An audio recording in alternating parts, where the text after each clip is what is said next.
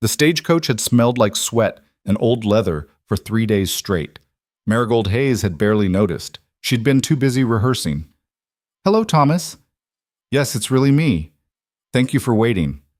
Simple words, safe words. Words that wouldn't reveal how her hands had shaken every mile closer to Silver Creek. The other passengers had avoided looking at her directly. That careful blindness people develop around difference. An older woman with a basket of preserves, a salesman with tobacco-stained teeth, a young couple who whispered and giggled in the back corner, their happiness so thoughtless it made Marigold's chest tight. She'd pressed her forehead against the window and watched Kansas flatten into nothing. Somewhere behind her was Philadelphia, the boarding house where she'd scrubbed floors for 4 years. Mrs. Chen, who taught her to make proper dumplings and never asked about the limp. The small room under the stairs where she'd read Thomas's letters by candlelight until the words blurred. "I don't care about your leg," he'd written. "I care about finding someone who understands what it means to build a life from scratch. Someone strong enough to survive out here." She'd read that line maybe 200 times. Now the stagecoach lurched to a stop, and her stomach lurched with it. "Silver Creek," the driver announced, his voice rough as the prairie wind. "End of the line." Marigold gathered her bag, everything she owned in the world fit inside, and made her way to the door. The other passengers had already climbed out, eager to escape the cramped space. She took her time. The steps were narrow, and her left leg didn't always cooperate with urgency. The afternoon sun hit her like a physical thing, bright and merciless. She raised one hand to shade her eyes and looked around. Silver Creek wasn't much. A main street of packed dirt. Buildings that looked temporary, like someone had tossed them up and might take them down again on a whim. A saloon, a general store, a church with peeling paint. Everything covered in a fine layer of dust that made the whole town look faded, like an old photograph. And there, standing near the hitching post, was Thomas Wheeler. She recognized him from the single photograph he'd sent. Tall, lean, with dark hair and a serious mouth. He wore a clean shirt and actual dress pants, not work clothes. He'd made an effort. That steadied her. She started toward him, her gait uneven but determined. Her left foot dragged just slightly with each step, the result of a fever when she was 7 that the doctor said she was lucky to survive. Lucky. That word had followed her like a shadow. Lucky to be alive. Lucky to walk at all. Lucky anyone would hire her. Lucky, lucky, lucky. As if luck was supposed to compensate for everything else. Thomas watched her approach. His expression was polite, expectant. Then something changed. She saw it happen. Saw the exact moment recognition became understanding. His eyes dropped to her leg just for a second, then back to her face. His mouth tightened. "Thomas?" She stopped a few feet away, suddenly uncertain. "It's me. Marigold." "Yes." His voice was carefully neutral. "I see." The silence stretched out between them like a chasm. The journey was long, but I'm here." She tried to smile. "I'm so glad to finally meet you in person." He didn't move to take her bag, didn't step closer. "Miss Hayes." He cleared his throat. "I appreciate you coming all this way. I do, but I'm afraid there's been a misunderstanding." The words didn't make sense at first. She heard them individually, but couldn't string them into meaning. "What?" "I can't go through with this." He spoke quickly now, like he wanted to get it over with. "I'm sorry. I should have been more clear in my letters. I thought, well, it doesn't matter what I thought. This won't work." "I don't understand." Her voice came out smaller than she intended. "I told you. In my letters. I told you about my leg. You said you had a slight limp." "Yes." "That's not—" He gestured vaguely at her. "That's not slight." Heat flooded her face. "I can work. I can keep a house. I'm sure you're very capable." The politeness in his tone was worse than anger. Anger she could have fought. This careful courtesy was a wall she couldn't climb. "But I need a wife who can manage a ranch, who can handle the physical demands of this life. I'm sorry, Miss Hayes. I truly am." "I sold everything." The words came out before she could stop them. "I have nothing to go back to." Something flickered in his expression. Guilt, maybe. Or pity. Both were unbearable. "I'll pay for your room at Mrs. Patterson's boarding house. 1 week. That should give you time to figure out your next steps. He pulled an envelope from his pocket and held it out. Money for a room, compensation for his mistake. She didn't take it. I came here because you said you wanted someone strong enough to survive. Her voice shook. You said you didn't care about... I know what I said. He set the envelope on the hitching post between them. I was wrong. Then he walked away. Just like that. Marigold stood frozen in the middle of the street, watching him disappear around the corner. The salesman from the stagecoach was unloading crates nearby. He'd witnessed the whole thing. So had the woman with the preserves, who was now whispering to a companion outside the general store. By nightfall, everyone in Silver Creek would know. The woman who came for a husband and got rejected in the street.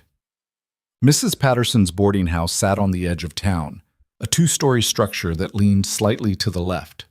The proprietor herself was a sturdy woman in her 50s with iron gray hair and eyes that saw too much. You're the mail-order bride, she said when Marigold appeared on her porch. Not a question. I was supposed to be. Mrs. Patterson looked her over. Wheeler's a fool. He paid for a week. Marigold held out the envelope. Her hands had finally stopped shaking. I know. He came by an hour ago. Mrs. Patterson stepped back from the door. Room's upstairs, second on the left. Supper's at 6. You break it, you buy it. You cause trouble, you're out. Understood? Yes, ma'am. The room was small but clean. A narrow bed, a washstand, a window that overlooked the street. Marigold set her bag down and sat on the edge of the mattress. Then she let herself fall apart. Not loudly. She'd learned long ago that loud grief made people uncomfortable. Instead, she cried silently, her face pressed into her hands, her shoulders shaking with the effort of keeping it contained. She'd been so careful. Written those letters perfectly. Been honest about her limitations. Given him every opportunity to say no from a distance. And he'd said yes. He'd said yes. And she'd believed him. That was the worst part. Not the rejection. She'd been rejected before. But the hope. She'd let herself hope. And now that hope was a physical pain in her chest that wouldn't ease. Eventually the tears stopped because tears always stop. She washed her face in the basin and stared at her reflection in the small mirror above the washstand. Brown eyes. Ordinary face. Hair that was neither particularly dark nor particularly light. Nothing remarkable except the exhaustion that clung to her like a second skin. You're 26 years old, she told her reflection. Figure it out. Supper at Mrs. Patterson's was a communal affair. A long table in the dining room where the boarders gathered to eat and exchange news. There were 5 others besides Marigold. An older man named Mr. Hutchins, who worked at the bank. 2 young men who were laborers on the new railroad line. A woman named Dorothy who sang at the saloon, which explained the late hours and the rouge that never quite washed off. And Miss Sarah Clemens, a school teacher with perfect posture and a mouth that looked like it had forgotten how to smile. They all stared when Marigold came down for dinner. This is Miss Hayes, Mrs. Patterson announced, setting a tureen of stew on the table. She'll be staying with us temporarily. The bride, Dorothy said, not unkindly. I heard about that. Wheeler's an ass. Language, Miss Clemens murmured. Truth, Dorothy corrected. Marigold took a seat at the far end of the table. The stew was good, thick and hot, with actual vegetables. She hadn't eaten since yesterday. What are you going to do now? One of the railroad workers asked. He was young, maybe 20, with sunburned skin and curious eyes. I don't know yet. You could go back east. No. The word came out too sharp. She softened it. I mean, there's nothing for me there. There's nothing for you here either, Miss Clemens observed. Silver Creek isn't exactly overflowing with opportunities for unmarried women. I can work. Doing what? Mr. Hutchins looked genuinely interested. Most of the positions in town require, they require a certain physical capability. There it was. The thing no one wanted to say directly. You're damaged goods. I can cook, clean, do bookkeeping.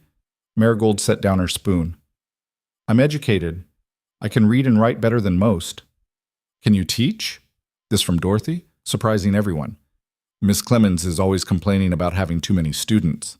I'm not complaining, Miss Clemens said stiffly. I'm simply noting that 43 children in one room is suboptimal. Could you use help? Marigold asked. Miss Clemens considered her. Can you manage stairs? The schoolhouse has steps. Yes. Can you keep order?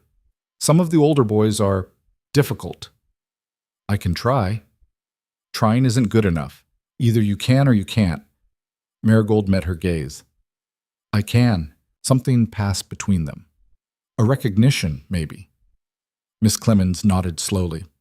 Come by the schoolhouse tomorrow at 8. We'll see. It wasn't a promise, but it was something. Hot. The next morning, Marigold woke before dawn. Old habit. In Philadelphia, she'd started work at 5, scrubbing the boarding house floors before the residents woke. She dressed carefully in her best dress, which wasn't saying much, and pinned up her hair. Her reflection in the mirror looked tired but determined. The schoolhouse sat at the north end of town, a simple wooden structure with a bell tower and windows that someone had tried to make cheerful with flower boxes. Most of the flowers were dead. Miss Clemens was already inside, writing the day's lessons on the blackboard in precise script. You're early, she said without turning around. Yes, ma'am. Good. Early is professional. She finished writing and turned to face Marigold. I'll be frank with you, Miss Hayes. I don't have high expectations. Most young women who come to Silver Creek are looking for husbands, not work. They see teaching as a temporary position until something better comes along. I'm not looking for a husband. That's what they all say. Miss Clemens gestured at the room. 43 students, ages 5 to 14, 3 readers, 2 arithmetic levels, and 1 child who speaks only Swedish. I need someone who can manage the younger children while I work with the older ones. Think you can handle that? Yes. We'll see. The children began arriving around 8:15 p.m. They came in clusters, siblings walking together, friends meeting on the road. They were loud and energetic and completely chaotic, and they stared at Marigold's leg. Children were honest in ways adults tried not to be. They looked directly at her uneven gait and whispered to each other. One small boy, couldn't have been more than 6, pointed and asked loudly, "Why does she walk funny?" Timothy, that's rude. Miss Clemens's voice could cut glass. But why? Marigold crouched down to his level. I got sick when I was little. It made my leg weak. So now I walk differently. Does that answer your question? Timothy considered this. Does it hurt? Sometimes? Oh, he thought for a moment. My ma's leg hurts sometimes too. She says it's from standing too long. That makes sense. Okay. And just like that, his curiosity was satisfied. He wandered off to join the other children. Miss Clemens watched this exchange with something that might have been approval. You handled that well. Children are easier than adults. They just want the truth. Indeed. The day was harder than Marigold expected, keeping 20 small children focused and quiet, while Miss Clemens taught the older students required constant attention. There were tears over lost pencils, arguments over whose turn it was to use the slate, and one minor crisis when a bird flew in through the window and sent everyone into chaos. By the time school let out at 3, Marigold was exhausted. Miss Clemens locked the schoolhouse door and turned to her. You did adequate work today. Coming from Miss Clemens, that was probably high praise. Thank you. I can offer you 3 days a week, Mondays, Wednesdays, Fridays, $2 a week. $2. Not much, but enough to pay for her room at Mrs. Patterson's. Enough to buy food. Enough to survive. I'll take it. Miss Clemens nodded. Start Monday, then. What? That night at supper, Dorothy asked how the teaching had gone. I got the job, 3 days a week. That's something anyway. Dorothy helped herself to potatoes. Better than nothing. Is it? Mr. Hutchins frowned.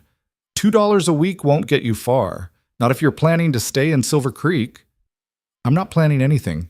Marigold pushed food around her plate. I'm just trying to make it through the week. You could try the other ranches, one of the railroad workers suggested.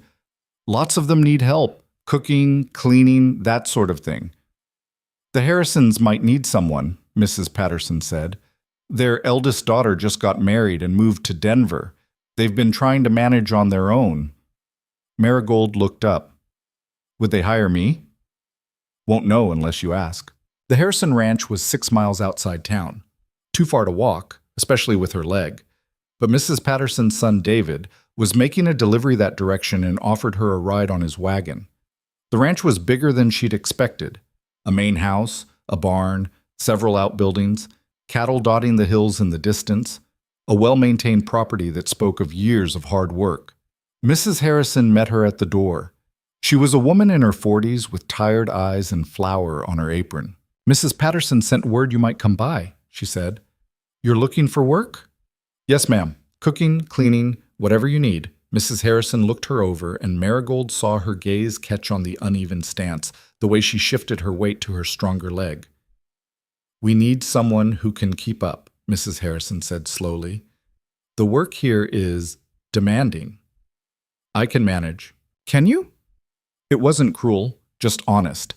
"Because I can't afford to hire someone who'll slow us down. We're barely holding on as it is." "I understand." Mrs. Harrison hesitated. "I'm sorry. I just don't think it would work out." The ride back to town was silent.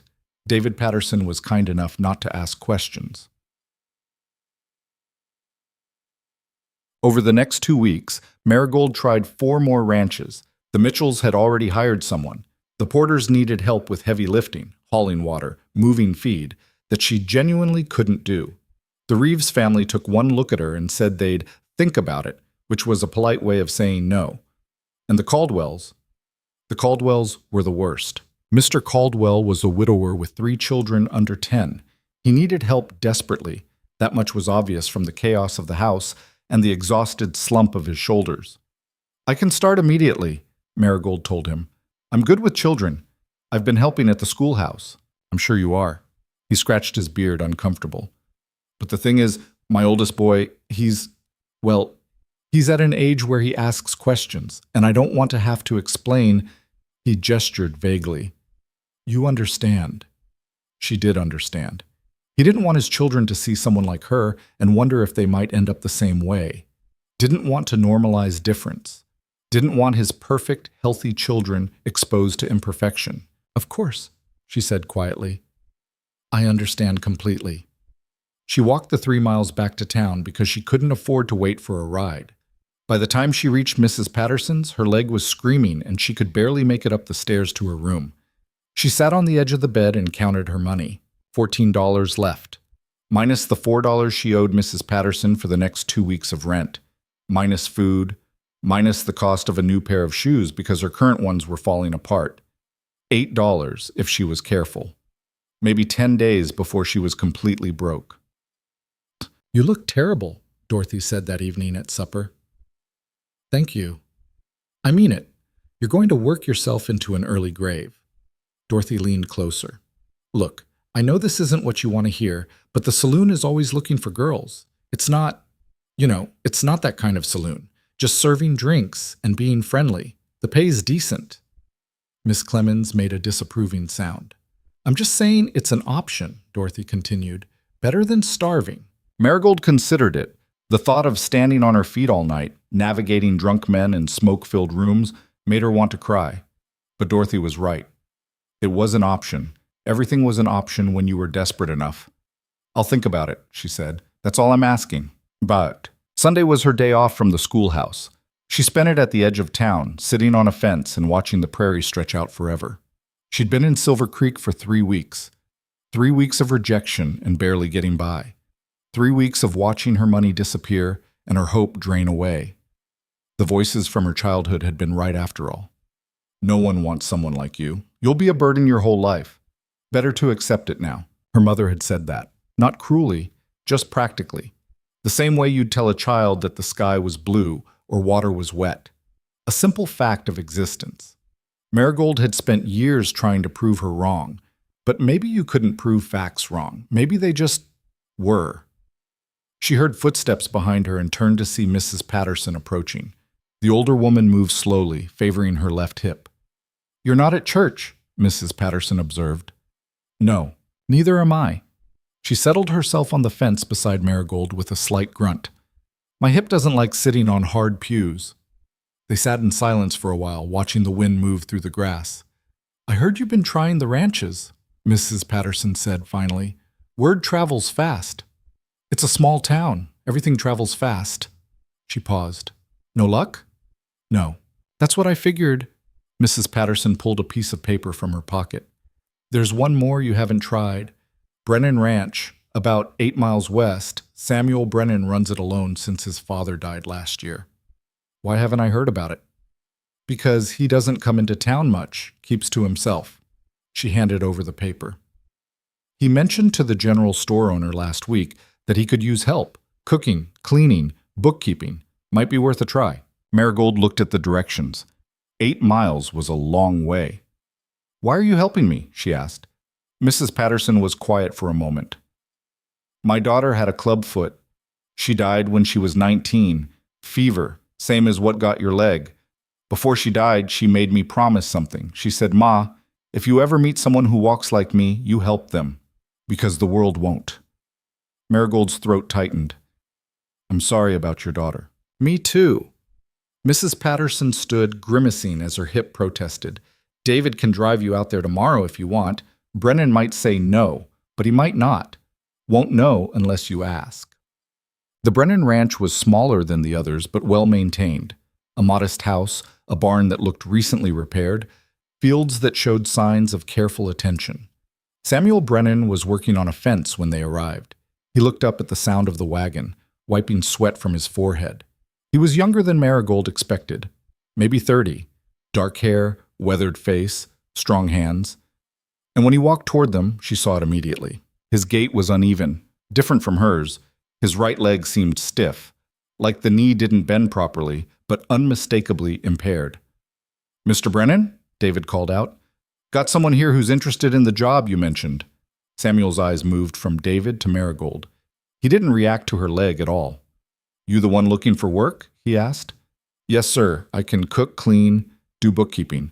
I'm reliable and I don't complain. He studied her for a long moment, not evaluating her leg, evaluating her. Where are you from? Philadelphia originally. Been in Silver Creek for 3 weeks. Why here? I came to marry Thomas Wheeler. That didn't work out. Something flickered in his expression. Recognition, maybe. Wheeler's the one building that big house on the hill. Yes. He's an idiot. Despite everything, Marigold almost smiled. Samuel limped closer to the wagon. I'll be honest with you, Miss Hayes. Marigold Hayes. Miss Hayes. I can't pay much. Room and board plus $3 a week. The house is small and the work is constant. If you're looking for glamour or excitement, you won't find it here. I'm looking for work, that's all. He nodded. When can you start? Now, if you need me. I do. He looked at David. You coming back this way? Not for a week or so. That's fine. I'll bring her back to town if it doesn't work out. He turned back to Marigold. Your choice. Try it for a week. See how it goes. Marigold climbed down from the wagon, trying not to wince when her leg protested. She retrieved her bag, still everything she owned in the world, and faced Samuel Brennan. I'll try it, she said. Good. He gestured toward the house. I'll show you around. As David drove away, Marigold followed Samuel across the yard. He moved slowly, deliberately, his stiff leg forcing a careful pace. And for the first time since she'd arrived in Silver Creek, no one was waiting for her to fall behind. The house was smaller than she'd expected. One main room that served as kitchen and living space, with a stone fireplace that looked like it had been built by someone who cared about doing things right. 2 doors led off the main room, one to what she assumed was Samuel's bedroom, the other to a storage area. That room there, Samuel pointed to the storage door. Used to be my father's office. Haven't touched it since he died. You can stay there. I'll help you move the desk out, set up a bed. I don't want to put you out. You're not. I don't go in there anyway. He moved toward the fireplace, his gait slow but steady. Kitchen's basic. I've got chickens out back for eggs. Garden needs work. I haven't had time to keep up with it. There's a root cellar under the trap door there. Still has some preserves from last year. Marigold set her bag down and looked around. The place was clean enough, but had that hollow feeling of a space maintained out of necessity rather than care. No curtains on the windows, no rugs on the floor. The kind of place where someone lived but didn't really inhabit. What happened to your leg? The question came out before she could stop it. Samuel didn't flinch. Horse rolled on me when I was 17, crushed the knee. Doctor did what he could, but it never healed right. I'm sorry. Don't be. I'm alive. He looked at her directly. What about yours? Fever when I was 7. Damaged the muscles. Does it hurt? Sometimes, especially when it rains or when I've been on it too long. Same. He limped toward the door. I'll get started on clearing out that room. You should rest. We can talk about the work schedule after supper. He left before she could respond. Marigold stood in the middle of the main room, listening to him move around in the adjacent space. The sounds of furniture being dragged, things being stacked. She should help, but exhaustion had caught up with her all at once. The weeks of stress, the constant rejection, the uncertainty. It all hit her like a wave. She sank into one of the chairs by the fireplace and closed her eyes. Just for a moment, she told herself. When she woke, the light had changed. Late afternoon now, judging by the angle of sun through the windows. She sat up quickly, disoriented and embarrassed. You were tired. Samuel's voice came from the kitchen area. He was at the stove stirring something in a pot.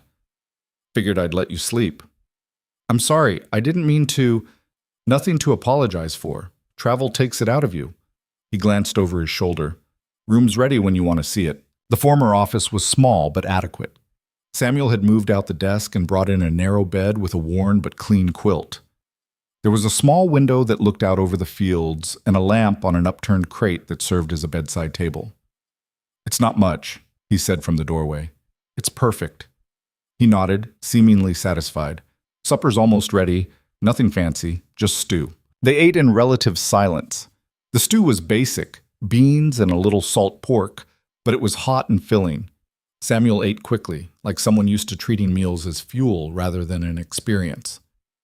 Tell me about the work, Marigold said finally. I run cattle, about 50 head right now. Used to be more, but I had to sell some off after my father died. He set down his spoon. I'm up before dawn most days, checking fences, moving cattle, fixing whatever broke overnight. Sometimes I'm gone all day. And you need someone to handle the house. That and the books. My father was good with numbers. I'm not. Got 3 months of receipts I haven't logged. Bills I'm not sure I've paid. It's a mess. I can handle that. I'm counting on it. He stood, carrying his bowl to the wash basin. Other thing is, I need someone who won't cause talk in town. Marigold stiffened. What do you mean? I mean you're a single woman living on a ranch with a single man. People will talk no matter what. But if you're reliable and professional, the talk stays manageable. If you give them ammunition, flirting, inappropriate behavior, that sort of thing, it gets ugly fast. I'm not here for that. Good. Neither am I. He turned to face her. I'm offering you honest work for honest pay. Nothing more, nothing less. That clear? Perfectly. All right then. He grabbed his hat from a peg by the door. I've got evening chores. Make yourself at home. We'll start fresh in the morning. After he left, Marigold washed the dishes and explored the kitchen more thoroughly. The supplies were minimal but organized. Flour, sugar, coffee, salt. A few tins of preserved goods. The chickens Samuel had mentioned, she counted 6 of them, scratched around in a small coop behind the house. The garden was in worse shape than he'd let on. Weeds had taken over most of it, and what vegetables remained looked scraggly and neglected. But the bones were good. Someone had built proper raised beds and installed a decent irrigation system. It just needed attention. She found herself planning. Carrots here, beans there. Maybe some herbs near the kitchen door. Tomatoes if the season wasn't too far gone. Planning felt dangerous. Planning meant staying, and she'd learned not to count on staying anywhere, but still, her hands itched to pull those weeds. When Samuel came back in as the sun was setting, she was already in her room, unpacking her meager belongings. She heard him moving around the main room, banking the fire, locking the door. "Good night, Miss Hayes," he called out. "Good night, Mr. Brennan." She lay in the narrow bed, listening to the unfamiliar sounds of the ranch settling for the night. Cattle lowing in the distance. The creak of wood as the house cooled. Wind moving through the grass. For the first time in weeks, she fell asleep without crying. The rooster woke her before dawn. She dressed quickly in the dark and emerged to find Samuel already up, coffee brewing on the stove. "You're an early riser," he observed. "Old habit. Good habit out here." He poured 2 cups of coffee, handed her one. "I'll be gone most of the day. There's bread in the box, eggs from the chickens. Help yourself to whatever you need." What should I work on? Whatever you think needs doing. I trust your judgment. It was such a simple statement, but it landed in her chest like something weighted. Trust. When was the last time someone had said they trusted her judgment? After Samuel left, Marigold attacked the kitchen first. It was clean but disorganized, supplies scattered, no real system. She spent the morning reorganizing, creating order from chaos, grouped like with like, put frequently used items within easy reach, swept and scrubbed until the space felt purposeful. Then she moved to the bookkeeping. Samuel hadn't been exaggerating. 3 months of receipts were stuffed into a drawer, mixed with bills and correspondence. Some had notes scrawled on them, paid, or check this, in handwriting that suggested frustration. She spread everything out on the table and started sorting. Paid bills in one stack, unpaid in another. Receipts by category. It took most of the afternoon, but slowly a picture emerged. The ranch was struggling, not catastrophically, but definitely struggling. Samuel was behind on 2 major bills, one to the feed supplier, another to the bank. His cattle sales had been less than expected, probably because he'd been forced to sell when prices were low rather than waiting for a better market. But it was salvageable. If she could get him organized, help him see where the money was actually going, he could turn it around. She was still working when he came back at dusk, dusty and tired. "You've been busy," he said, looking at the transformed kitchen. "I hope that's all right. I didn't move anything too drastically." "It's fine. Better than fine." He washed his hands in the basin, rolling his shoulders like they ached. "How bad are the books?" "Honest answer?" "Always." "You're behind, but not fatally. You owe the feed supplier $73 and the bank $50. Everything else is current or close enough, but you need a system. Right now you're just reacting instead of planning." He dried his hands slowly, processing. "Can you fix it?" "I can organize it, but you'll have to stick to the system. No more stuffing receipts in drawers." "Deal." He moved to the stove where she'd started a pot of soup. "This smells good. It's just vegetables and a ham bone, nothing special." "It's better than what I would have made." He ladled some into a bowl, which would have been nothing. They ate together again, and this time the silence felt less awkward, more like 2 people who were simply tired at the end of a long day. "The garden needs work," Marigold said. "If you don't mind, I'd like to tackle it tomorrow." "Be my guest. I haven't had time to keep up with it." "I noticed. When did your father die?" "Last September. Heart gave out while he was mending fence." Samuel stared into his soup. "Found him that evening. He'd been gone a few hours by then." "That must have been hard." "It was. Still is some days." He looked up. "He built this place from nothing, spent 30 years turning scrubland into something worthwhile, and now it's just me trying not to let it fall apart." "You're doing better than you think." "Am I?" The question wasn't rhetorical. He genuinely seemed uncertain. "You're still here. The ranch is still running. That counts for something." He considered this. "I suppose it does." Over the next week, they fell into a rhythm. Samuel would leave at dawn to work the cattle and fences. Marigold would tackle the house, the books, and gradually, the garden. They'd meet again at supper, exchange brief updates, and retreat to their separate spaces. It was professional, distant, safe. But small things began to shift. Samuel started leaving coffee for her in the morning before he went out. Just a pot on the stove, still hot. She started packing him lunch, nothing elaborate, just bread and cheese and an apple, and leaving it by the door where he'd see it. The garden started coming back to life under her attention. She spent hours pulling weeds, trimming dead growth, coaxing the surviving plants back to health. Her leg ached every evening, but it was the good kind of ache, the kind that came from accomplishment rather than futility. One afternoon, she found a box of seeds in the storage room. Old packets, probably from before Samuel's father died. Tomatoes, beans, squash, herbs. Some might still be viable. She was on her knees in the garden, planting hopefully, when Samuel came back early. "You're supposed to be doing books, not breaking your back out here," he said. She looked up, shading her eyes against the sun. "The books are done for the day. I needed air." He came closer, surveying her work. "You've made progress." "It's getting there. Some of these plants might actually produce something if they get enough attention. Attention's the thing nobody has time for." He crouched down, awkwardly, his bad knee protesting, and picked up one of the seed packets. "My mother planted these. She died when I was 12. "I'm sorry." "Long time ago." But his voice had gone quiet. She loved this garden. Used to say it was her proof that something beautiful could grow in a hard place. Marigold didn't know what to say to that, so she said nothing. Sometimes silence was its own kind of respect. I'll help you finish this section, Samuel said suddenly. Then we should both quit for the day. They worked side by side as the sun lowered, planting seeds that might or might not grow in soil that had been neglected but not forgotten. The following Sunday, Samuel surprised her by suggesting they go into town for supplies. I usually avoid town on Sundays, he admitted as they loaded into the wagon. Too many people standing around after church asking questions. But we need things, and you probably want to let Mrs. Patterson know you're still alive. Does everyone know I'm working here? Probably. Small town. People talk. What are they saying? I haven't heard directly, but I imagine the usual. That it's improper. That you're either desperate or scheming. That I'm either a fool or taking advantage. He clicked his tongue at the horses. People always need something to talk about. Silver Creek on Sunday afternoon was indeed full of people. Families walking together, men gathered outside the saloon, women gossiping on the sidewalk. And they did stare when Samuel's wagon rolled up. Marigold saw Mrs. Patterson first, standing outside the general store with a basket of purchases. The older woman's face broke into a genuine smile. "You're still alive," she called out. "I was starting to wonder." "Still alive." Marigold climbed down from the wagon, trying not to wince. "Mr. Brennan's been working me hard." "Good. You needed something to do besides mope around my boarding house." Mrs. Patterson looked at Samuel, who was tying up the horses. "She causing you any trouble?" "No, ma'am. She's made the place almost livable." "High praise from Brennan." Mrs. Patterson lowered her voice slightly.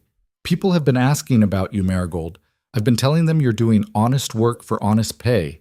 That satisfy your curiosity?" This last was directed at a cluster of women who were very obviously pretending not to listen. One of them, a thin woman with a pinched face, spoke up. "We're just concerned, Emma. A young woman living alone with a bachelor. It doesn't look right." "Neither does your hat, Martha, but I don't comment on it." Mrs. Patterson's voice was sharp. "These two are both adults doing what they need to do to survive. Leave them be." Martha's face went red, but she had no comeback. The group dispersed, trailing whispers. "Thank you," Marigold said quietly. "Don't thank me. Just prove them wrong by not giving them anything to talk about." Mrs. Patterson adjusted her basket. "Now come on, let me show you where to get the best flour in town." The general store was crowded but well stocked. Marigold helped Samuel select supplies while Mrs. Patterson kept up a running commentary on town gossip that actually mattered. Who was sick? Who needed help? Which businesses were struggling? They were loading the wagon when Thomas Wheeler appeared. Marigold saw him before he saw her.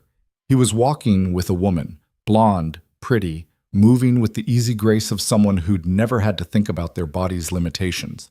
They were laughing about something. Then Thomas looked up and saw Marigold. The laughter died. The woman noticed his expression and followed his gaze, her smile fading into curiosity. For a moment, no one moved. Then Samuel stepped up beside Marigold, his presence solid and unmistakable. "Wheeler," he said flatly. "Brennan."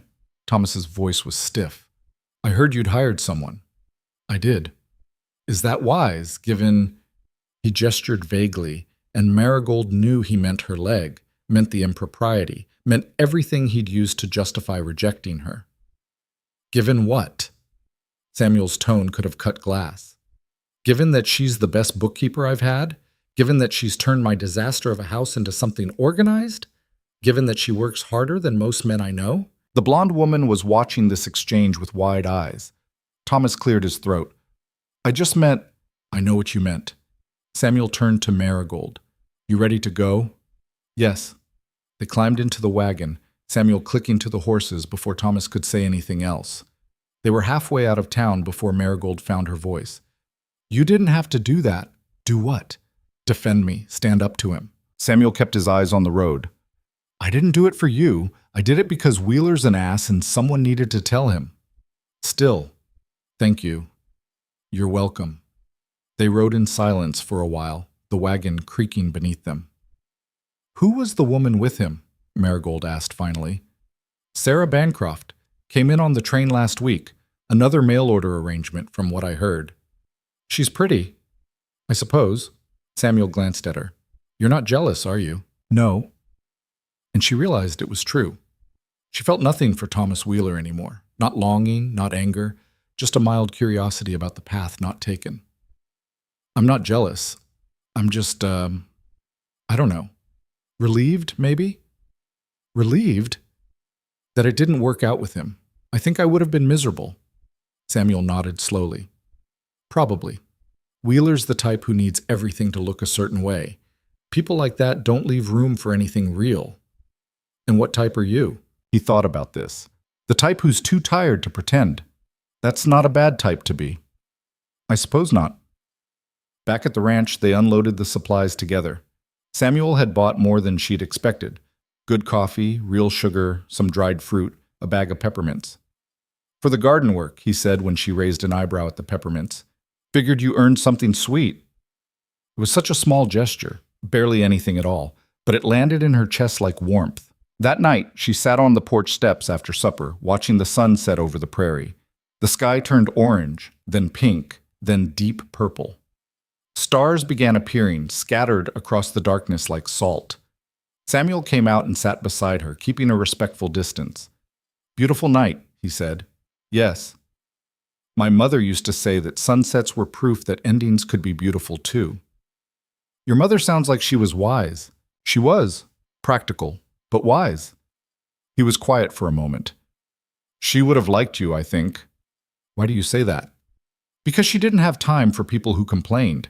She appreciated people who just got things done. He stood, joints cracking slightly. I'm heading to bed. Early start tomorrow. Good night, Samuel. It was the first time she'd used his first name. He paused in the doorway, then nodded. Good night, Marigold. The weeks continued to pass. Spring edged towards summer. The garden started producing, first radishes and lettuce, then beans and early tomatoes. Marigold canned what they couldn't eat immediately, building up stores for the winter. The bookkeeping was under control now.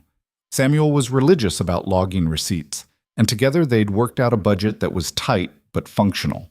He'd managed to pay off the feed supplier and was making progress on the bank loan. We might actually make it through the year without losing the place, he said one evening, studying the ledger she'd prepared. You will.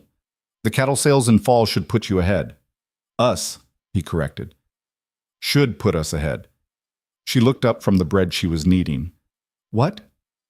You said you. I said us. He met her gaze. You're part of this now. The work you've done, the money you've saved me in organization alone, you've earned a stake in this place. I'm just doing the job you hired me for. You're doing a lot more than that. He closed the ledger. I want to adjust our arrangement. Same room and board, but I'm increasing your pay to $5 a week. And if we have a good year, there'll be a bonus. Samuel, you don't have to. I know I don't have to. I want to. You've earned it. She didn't know what to say. $5 a week was more than she'd hoped for when she first arrived in Silver Creek. It was enough to start saving, enough to have options, enough to imagine a future that wasn't just survival. Thank you, she said finally. Don't thank me yet.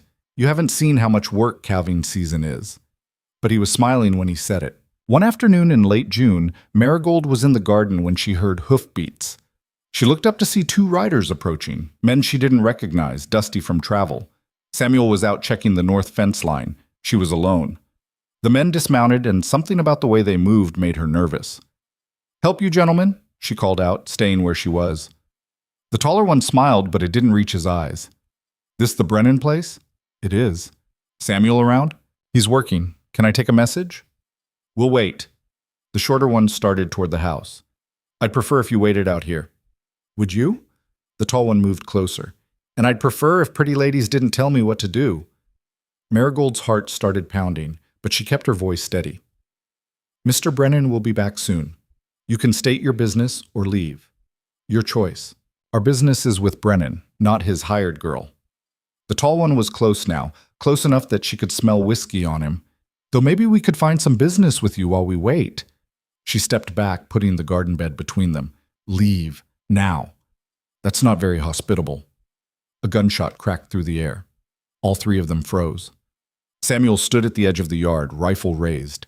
His face was absolutely still. The lady asked you to leave, he said quietly. I'm telling you. The tall man raised his hand slowly. Easy, Brennan. We were just talking. No, you were threatening. There's a difference. Samuel's voice never rose, but the menace in it was unmistakable. Get on your horses and ride out. Don't come back. We came to collect on your father's debt. You can't just... My father's debts are paid. I've got the paperwork to prove it. Whatever you think you're owed, you're wrong. Samuel lowered the rifle slightly, but kept it ready. Last chance. Leave. The men exchanged glances. Then slowly they backed toward their horses. This ain't over, Brennan, the tall one said. It is if you're smart. They mounted up and rode off, not hurrying but not lingering either. Samuel watched until they were out of sight. Then he turned to Marigold. You all right? Yes. But her voice shook slightly. Who were they? Vultures. They've been circling since my father died, trying to find debts they can claim and collect on.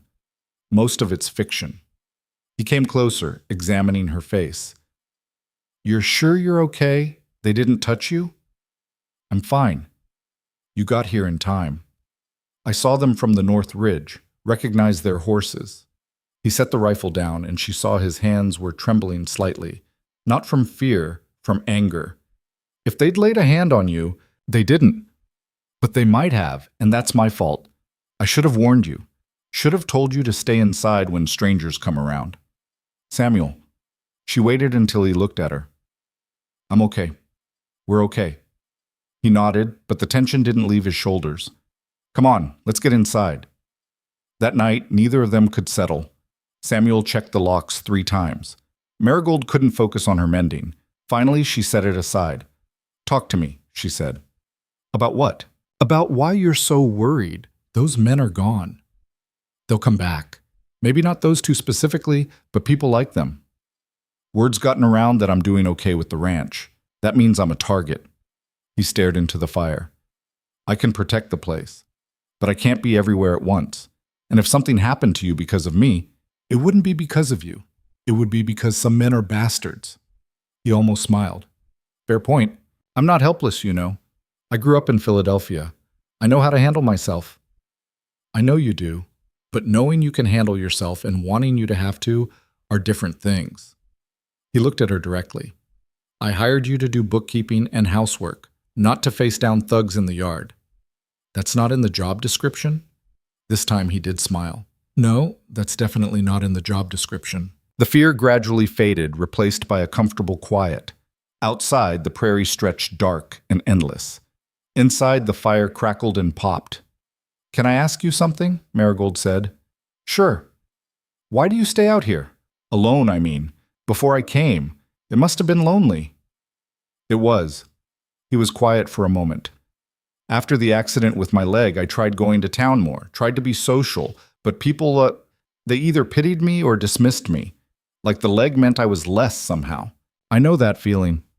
I figured you did. He shifted in his chair. Out here, there's no one to judge. The land doesn't care if I limp. The cattle don't care. It's just work. Honest, simple work. But that's lonely too. Sometimes. But lonely's better than being around people who make you feel smaller than you are. Marigold understood that completely. What about you? Samuel asked. Why did you really leave Philadelphia? I mean, beyond the mail-order bride thing. She considered the question. Because I was tired of being invisible. There was this woman at the boarding house, Mrs. Chen. She ran the kitchen. She saw me, really saw me. But everyone else, I was just the girl with the limp who cleaned floors. Not a person, just a problem. You're not a problem. I know that now. But I didn't then. She stared at the fire. Coming here, answering Thomas's letters, it was stupid and desperate, but it was also the first time I'd tried to imagine a different life. Even if it fell apart, at least I tried. And now? Now I'm here, which is better than I expected. They sat in silence after that, but it wasn't awkward. It was the silence of 2 people who'd found something unexpected. Not romance, not yet, but recognition, understanding. 2 people who walked unevenly through a world that demanded perfection, finding shelter in a space where imperfection was just the landscape. As the fire died down to embers, Marigold stood to go to bed. Thank you, she said, for today, for stepping in. Always, Samuel replied. And something in the way he said it made her believe him. The incident with the men changed something between them. Not dramatically, but in small ways that accumulated like morning frost. Samuel started teaching her to shoot. I don't like guns, Marigold said the first time he brought out the rifle. Neither do I. But out here, you need to know. He positioned himself behind a row of tin cans he'd set up on the fence. Come here, I'll show you. She stood beside him, and he placed the rifle in her hands. It was heavier than she'd expected. First rule, never point it at anything you don't intend to shoot. Second rule, assume it's always loaded even when you know it isn't. Third rule, if you have to use it, don't hesitate. That's a lot of rules. It's a dangerous tool. Tools need rules. He adjusted her grip. Now, look down the sight. Line up the front and back. Pick your target. She aimed at the middle can, trying to ignore how close Samuel was standing. Close enough that she could feel the warmth of him. Breathe out slowly, squeeze the trigger, don't pull. She fired. The recoil surprised her, and the shot went wide. Again, Samuel said. It took 6 tries before she hit a can. When it finally pinged off the fence, she felt a surge of satisfaction entirely out of proportion to the accomplishment. Good, Samuel said. Now do it 4 more times. By the time they finished, her shoulder ached and her ears were ringing, but she'd hit 5 cans out of 10 shots. That's not bad for a first day, Samuel said, taking the rifle back. We'll practice once a week until it's second nature. You really think those men will come back? Maybe not them specifically, but someone will eventually. That's just how it is out here. He started walking back toward the house, and she fell into step beside him. Better to be ready and not need it than need it and not be ready. The lessons became a regular thing. Every Sunday afternoon, they'd go out to the fence line and she'd practice. Samuel was patient, correcting her stance and aim without making her feel incompetent. By the end of July, she could hit 8 out of 10 cans consistently. You're getting good at this, he said one afternoon, watching her reload. Don't sound so surprised. I'm not surprised. You're good at everything you put your mind to. The compliment caught her off guard. She looked at him, trying to read his expression, but he'd already turned away to collect the cans. The heat of summer settled over the ranch like a blanket. The days stretched long and brutal, the sun beating down with relentless intensity. Marigold adjusted her schedule, doing the heavy work in the early morning before it got too hot, then retreating to the cooler house for bookkeeping and meal preparation during the worst of the afternoon. Samuel was gone more, moving cattle to better grazing and checking water sources. Some days he didn't come back until well after dark, exhausted and covered in dust. She started leaving supper warming on the stove for him, along with a note about what needed his attention, a fence section that was sagging, a problem with the well pump, a letter from the bank. He started leaving responses. Short notes scrawled on scraps of paper. Fix the fence. Thanks for noticing. Pump's beyond me. We'll get Jenkins from town. Bank can wait. You did good. The notes accumulated on the kitchen shelf, neither of them quite willing to throw them away. One evening in early August, a storm rolled in fast. Marigold had been in the garden when she noticed the sky turning strange, a sickly yellow-green that made her stomach clench. Samuel came running from the barn. No, now. What about the chickens? They'll be fine. Move. The wind hit as they reached the porch, nearly knocking her off her feet. Samuel grabbed her arm and pulled her inside, slamming the door against the sudden fury. Rain came down in sheets, pounding the roof like fists. Thunder cracked so loud it felt like the world was splitting open. Is this normal? Marigold had to shout over the noise. Normal enough. Just stay away from the windows. They huddled in the main room as the storm raged. Lightning flashed bright enough to hurt, and each thunderclap made the house shake. Then the hail started. Ice the size of eggs hammered down, smashing against the roof and walls. One of the windows cracked, a spiderweb fracture spreading across the glass. The garden, Marigold said. Forget the garden. But everything I planted can be replanted. You can't. Samuel moved to the window, staying to the side to look out. This is a bad one. It lasted maybe 20 minutes, but it felt like hours. When the fury finally passed, leaving just steady rain in its wake, they ventured outside to assess the damage. The garden was destroyed. Every plant beaten into the mud, leaves shredded, stakes knocked over. Months of work erased in minutes. Marigold stood at the edge of it, feeling something crack inside her chest. I'm sorry, Samuel said quietly. It's not your fault. I know, but I'm still sorry. She nodded, not trusting her voice. It was just a garden, just vegetables. But it had been hers, the one thing she'd built from nothing, the proof that she could make something grow in this hard place. And now it was gone. We'll rebuild it, Samuel said. When the weather settles, we'll start over. Better this time. I'll help you build proper covers for hail protection. It won't be the same. No, it'll be better. Because we'll know what to watch for. She wanted to believe him, wanted to see this as a setback instead of a defeat. But standing there in the mud, looking at the wreckage, all she felt was tired. Samuel seemed to sense this. Come on, let's get dry. That night she couldn't sleep. Every time she closed her eyes, she saw the garden being destroyed, all that work for nothing. She knew she was being irrational. It was just vegetables. And Samuel was right that they could replant. But the loss felt like more than that. It felt like a metaphor for her entire life. Build something, watch it get destroyed, start over, again and again until you couldn't remember why you were building in the first place. She heard movement in the main room and got up to investigate. Samuel was at the table, working by lamplight. The ledger was open in front of him, and he was studying it with that furrowed concentration she'd come to recognize. Can't sleep either? She asked. He looked up, trying to figure out how much the storm damage is going to cost us. Lost part of the barn roof, several fence sections down. And I'm worried about the north pasture. There's a creek that floods, and if it jumped its banks, we'll manage. Will we? He rubbed his eyes. Sometimes I think this place is held together with stubbornness and not much else. Stubbornness counts for a lot. Does it? He closed the ledger. My father spent 30 years building this ranch, and I'm barely keeping it alive. Some days I wonder if I'm fighting a losing battle. You're not. Marigold sat down across from him. Look at where you were when I got here. Behind on bills, records a mess, barely scraping by. Now you're current on everything, you've got actual savings, and you're planning ahead instead of just reacting. That's not losing. That's winning slowly. You did that, not me. We did it together. She leaned forward. You gave me a chance when no one else would. Let me stay when you had every reason to send me away.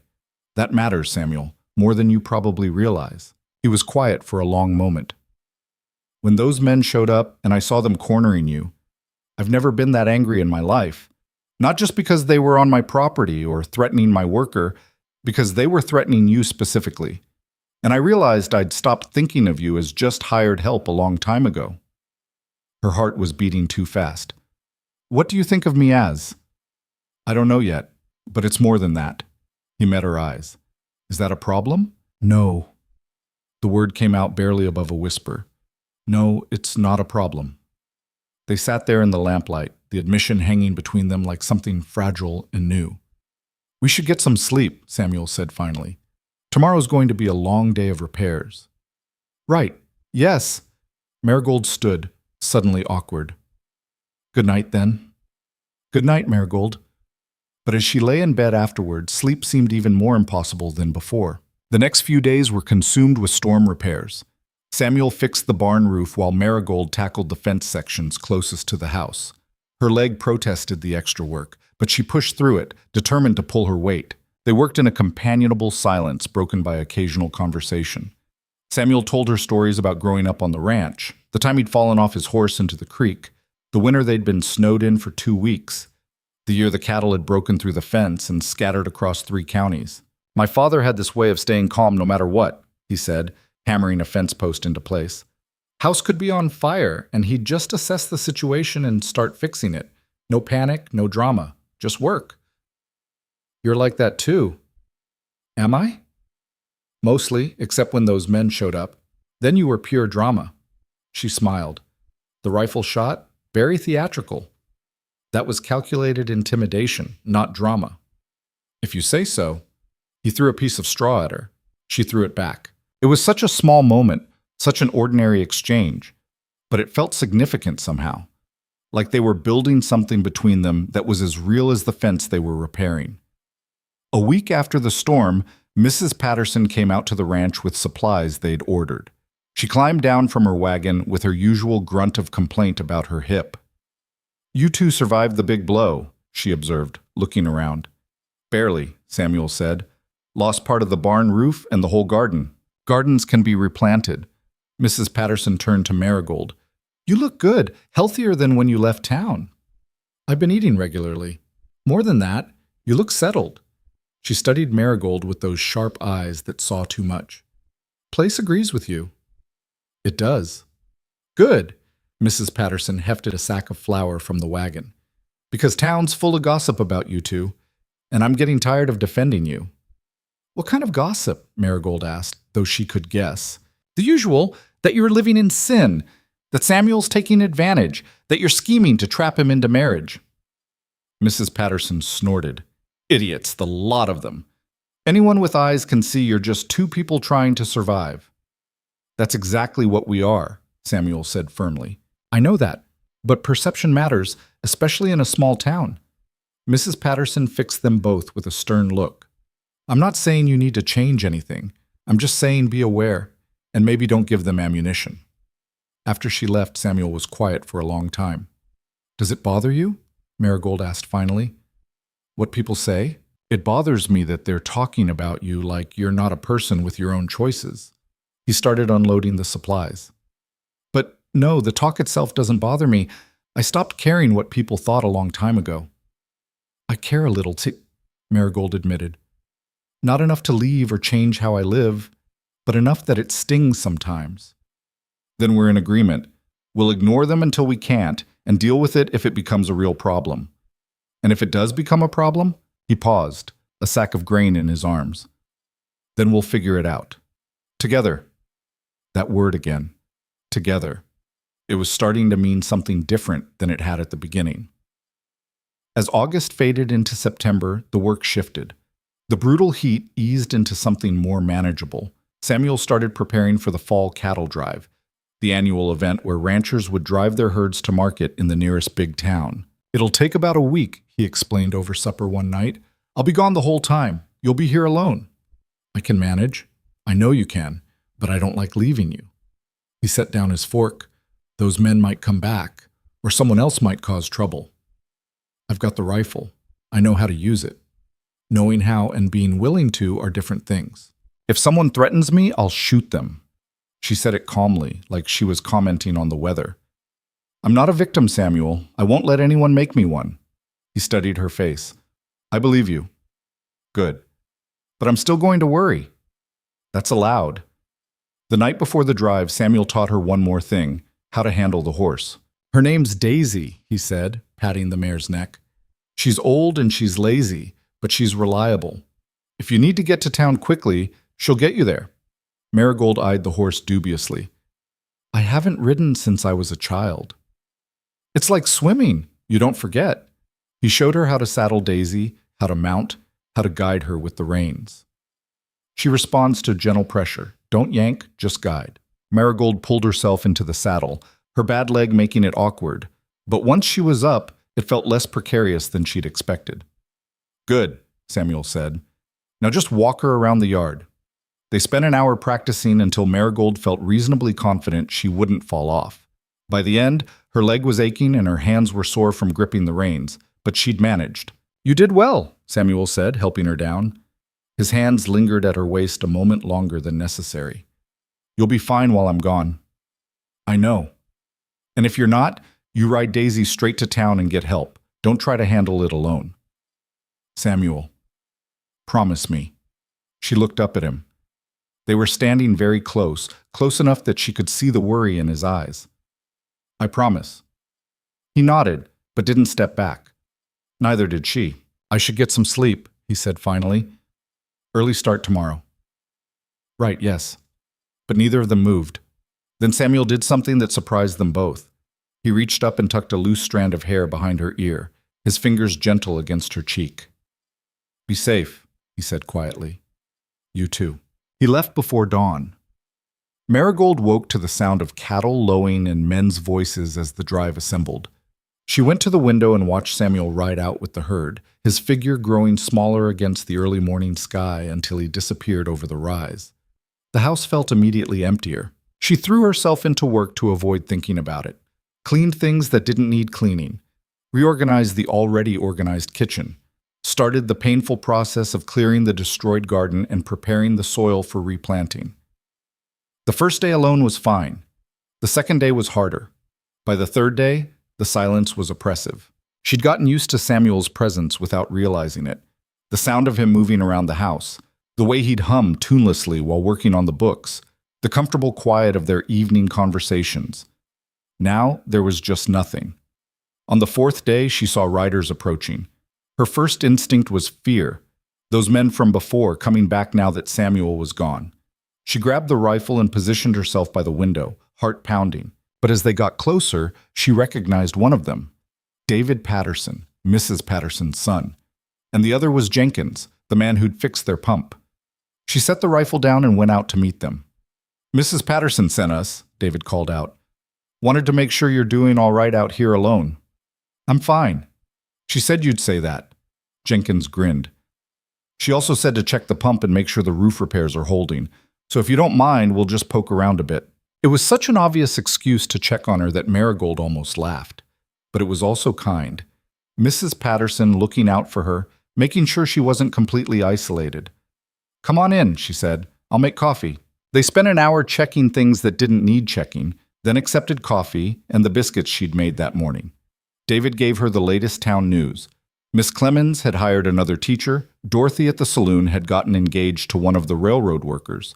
Thomas Wheeler's new bride had lasted exactly 2 weeks before getting back on the train to wherever she'd come from. "Heard she called him a cold fish on her way out," David said, clearly enjoying the gossip.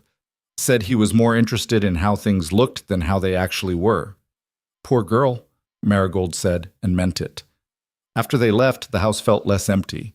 Just knowing people were thinking about her, checking on her, made the solitude more bearable. Samuel came back on the 7th day, late in the afternoon. Marigold was in the kitchen when she heard Daisy whinny, and she looked out to see him riding up, tired and dusty and unmistakably whole.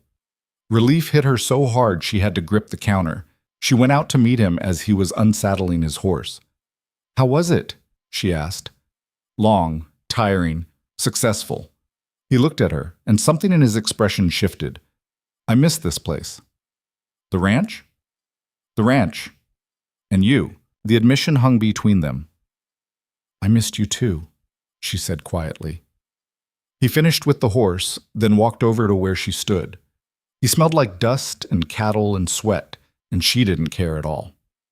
"Anything happen while I was gone?" "Nothing I couldn't handle. David and Jenkins came by to check on things, and I started clearing the garden for replanting." "You didn't have to do that alone. Could have waited for me." "I wanted to. Needed something to do with my hands." He nodded, understanding. "I brought you something." He went to his saddlebag and pulled out a small package wrapped in brown paper. Inside were seeds, newer varieties than the ones she'd been using, ordered special from Denver. "Thought you could use fresh stock," he said. "These are supposed to be more resistant to hail." She stared at the packets, feeling her throat tighten. It was such a practical gift, such a Samuel gift. Not flowers or jewelry, but something useful. Something that said he'd been thinking about her, about what mattered to her. "Thank you," she managed. "It's just seeds." "It's not just seeds." He seemed to understand. "I should clean up. I smell like a barn."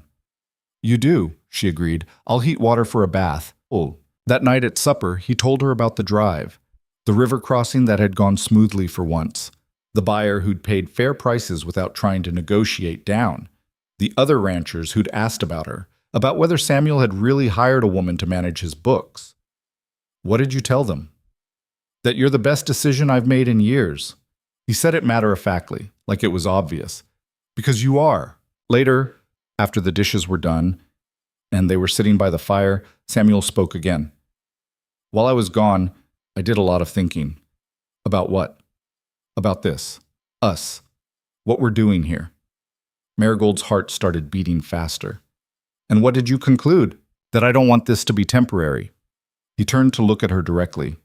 "When I hired you, I thought I was just getting help with the ranch. But you've become more than that.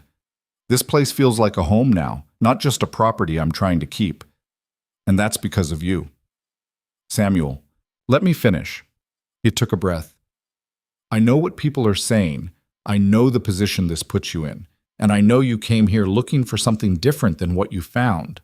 But if you're willing, I'd like you to stay, not as hired help, as a partner, in the ranch, in the life we're building, in everything. Are you asking me to marry you? Eventually, maybe, if you want that. He shifted, uncomfortable but determined. But right now I'm just asking you to stay, to build this with me. No expectations, no pressure, just stay. Marigold looked at him, this quiet, damaged man who'd given her a chance when no one else would, who treated her like a person instead of a problem, who'd built a space where her limp didn't matter, where her worth wasn't measured by what she couldn't do. "I'll stay," she said. The smile that broke across his face was worth everything. They didn't touch, didn't kiss, just sat together by the fire, the promise hanging between them like something solid and real. Outside, the prairie stretched dark and vast. Inside, they'd found something rare, a place where two imperfect people could build something that mattered. Not because they'd overcome their limitations, but because they'd found someone who didn't need them to. The conversation changed things, though not in the obvious ways. They didn't suddenly become affectionate or demonstrative. Samuel still slept in his room, Marigold in hers.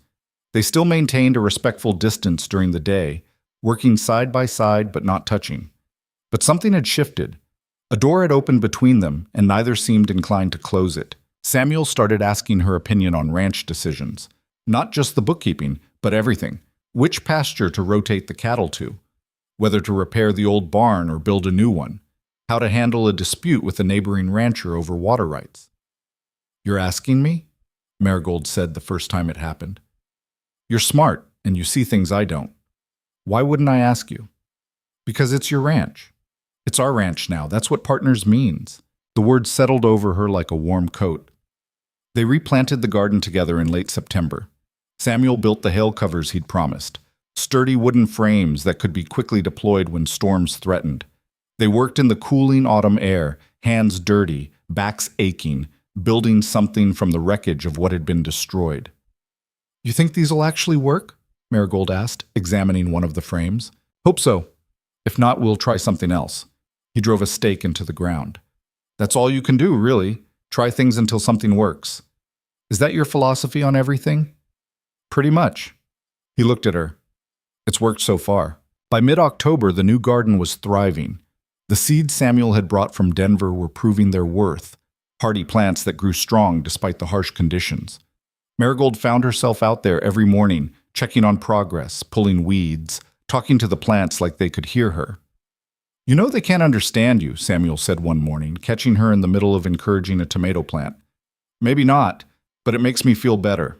Fair enough?" He crouched beside her, his bad knee protesting. "These are looking good.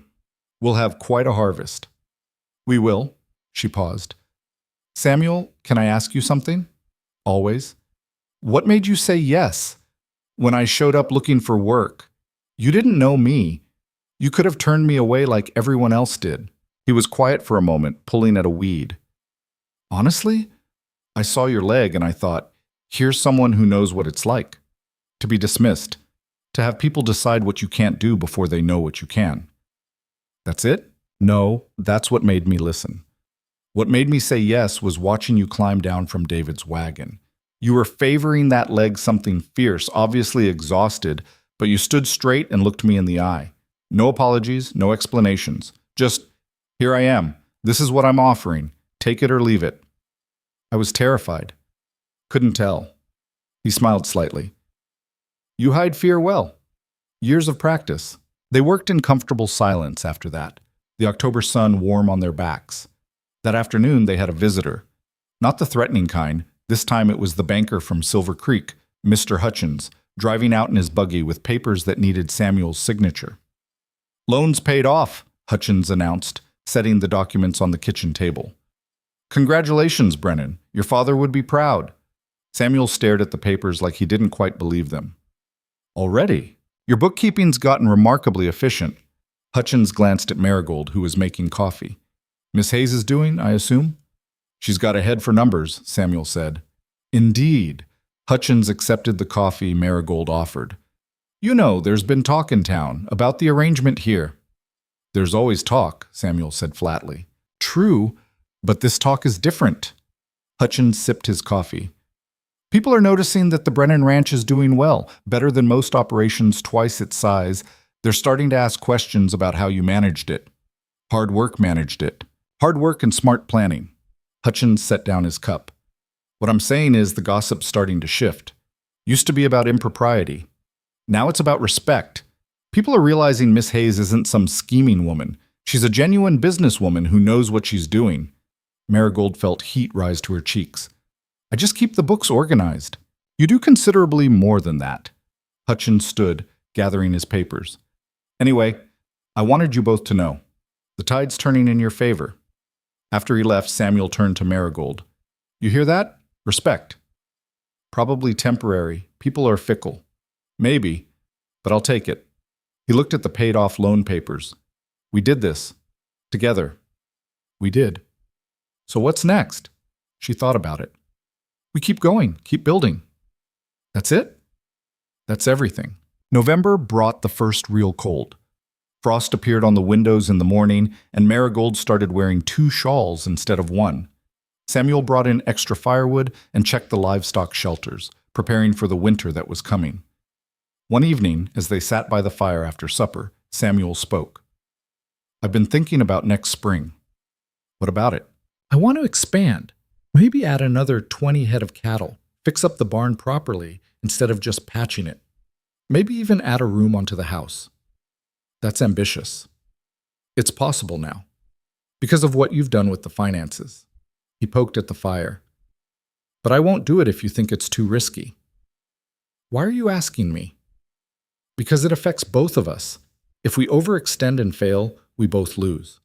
Marigold considered. Show me the numbers. They spent the next hour going over projections, calculating costs and potential income. It was risky, but not recklessly so. If the winter was mild and the spring cattle sales were decent, they could manage it. I think we should do it, she said finally, but we need a contingency plan, something we can sell off quickly if things go wrong. The South Pasture. It's good land, could fetch a fair price if we needed it. Then yes, let's expand. Samuel smiled and it transformed his whole face. You're sure? I'm sure. Then we're doing this. He stood, extending his hand. Partners? She took his hand, his grip warm and solid. Partners. But neither of them let go immediately. They stood there, hands clasped, the fire crackling beside them, something unspoken building in the space between. Marigold, Samuel said quietly. Yes? I need to tell you something. Her heart started pounding. What? I'm not good with words, never have been. But I need you to know, he paused, struggling. What you've done here, it's not just about the ranch. You've made this place feel like living instead of just surviving. And A crash from outside interrupted him. They both froze. Stay here, Samuel said, grabbing the rifle. Not a chance. Marigold followed him to the door. Outside in the moonlight, they could see a figure by the barn, too large to be human. As their eyes adjusted, they realized what it was. A cow, but not one of theirs. It had broken through the fence and was tangled in the wire, thrashing and bellowing. That's Jenkins's cow, Samuel said. From the next property over. They spent the next hour freeing the panicked animal, Samuel holding it steady while Marigold cut away the wire. The cow kicked twice, nearly catching Samuel in the chest, and Marigold had to dodge flying hooves more than once. By the time they got the animal free and into their barn for the night, too dark to return it safely, they were both exhausted, muddy, and bleeding from various scratches. Well, Samuel said, examining a tear in his shirt, that killed the mood. Marigold started laughing. She couldn't help it. The absurdity of the interrupted moment, the cow's indignant bellowing, the sheer ridiculousness of it all. Samuel started laughing too, and they stood there in the barn, covered in mud, laughing until their sides hurt. What were you going to say? Marigold asked when she could breathe again. Before the cow interrupted, Samuel sobered slightly. That I care about you. More than I probably should, given our arrangement. And I wanted you to know that, even if nothing changes between us. Why would nothing change? Because I won't push. Won't assume. You've had enough people in your life making assumptions about what you want or what you're capable of. I'm not going to be another one. She stepped closer. What if I want things to change? He went very still. Do you? I think so. I'm not sure. This is all... She gestured helplessly. Confusing. Yeah. He reached out, hesitated, then gently touched her cheek. It is. They stood there in the barn, the cow settling down in the stall behind them, the moment fragile and uncertain. Can we just see what happens? Marigold asked. Not rush, not plan, just see? I can do that. Good. They walked back to the house together, not touching, but closer than they'd been before. Winter settled in properly after that. The days grew shorter, the nights longer and colder. Snow fell in late November, blanketing the ranch in white that was beautiful until you had to work in it. Samuel taught Marigold how to handle the winter chores, breaking ice in the water troughs, feeding the livestock through the cold, watching for signs of illness in the cattle. It was brutal work, made harder by the cold that made her bad leg ache constantly. But they managed. They always managed. One evening in early December, they were snowed in completely. A blizzard had blown through, dumping 2 feet of snow and making the roads impassable.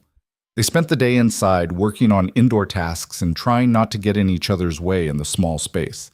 By evening, cabin fever was setting in. I'm going crazy, Marigold announced. I need to move. It's -10 outside. I don't care. I need to do something. Samuel thought for a moment. My mother used to dance when she got restless in winter, said it was the only way to keep sane. Dance? In here? Why not? Floor's clear. We've got space. He stood, extending his hand. Come on. Samuel, I can't dance, not properly. Neither can I. But who's going to judge us? He pulled her to her feet. Just follow my lead. He hummed a tune, something simple and slow, and guided her around the room in an awkward approximation of a waltz. They were both terrible at it, stepping on each other's feet, losing the rhythm, bumping into furniture. But they were laughing, actually laughing, the kind that came from pure absurdity and joy. Your mother must have been a saint to do this with your father, Marigold gasped as Samuel narrowly avoided the table.